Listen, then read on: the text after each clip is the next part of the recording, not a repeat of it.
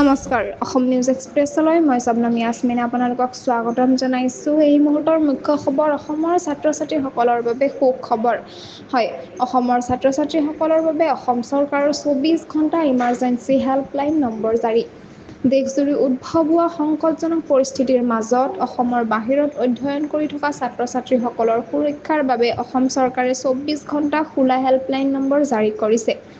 নতুন দিল্লীস্থিত অসম ভৱনৰ ৰেচিডেণ্ট কমিছনাৰে জাৰি কৰা এক অধিসূচনাত এই বিশেষ ব্যৱস্থাৰ ঘোষণা কৰা হৈছে।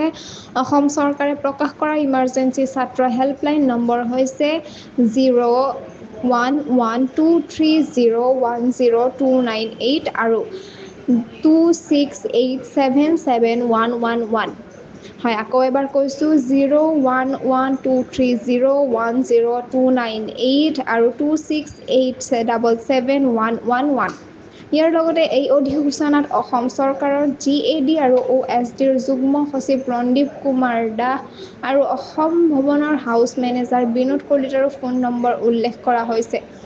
দেশৰ বিভিন্ন প্ৰান্ত যেনে ৰাজস্থান, পঞ্জাৱ আদি অসমৰ বহু ছাত্ৰ ছাত্ৰীয়ে উচ্চ শিক্ষাৰ বাবে বাস কৰি আছে। ভাৰত-পাকিস্তান সীমান্তত উদ্ভৱ হোৱা উত্তপ্ত পৰিস্থিতিৰ ফলত কেইবাটাও চহৰত বেছিভাগ উৰণচিলাৰ ওপৰত নিষেধাজ্ঞা আৰোপ কৰা হৈছে। এই পৰিস্থিতিৰ প্ৰেক্ষাপটত অসমৰ ছাত্ৰ ছাত্ৰীসকল যাতে সময়তে সহায় লাভ কৰিব পাৰে তাৰ বাবে অসম চৰকাৰে এই বিশেষ হেল্পলাইন নম্বৰ জাৰি কৰিছে। ছাত্ৰ ছাত্ৰীসকলক আহ্বান জনোৱা হৈছে যাতে যিকোনো ধৰণৰ সমস্যা তৎক্ষণাত এই নম্বৰসমূহত যোগাযোগ কৰে। আপোনালোক সদায় সুৰক্ষিত থাকক, এই কামনাৰে আমি আজি বিদায় লৈছোঁ। সংযুক্ত হৈ থাকক অসম নিউজ এক্সপ্ৰেছ চেনেলটোৰ লগত। চেনেলটো লাইক, কমেণ্ট, শ্বেয়াৰ, ছাবস্ক্ৰাইব কৰিবলৈ নাপাহৰিব। লগতে কাষতে থকা বেল আইকনটো দবাবলৈ নাপাহৰিব। ধন্যবাদ।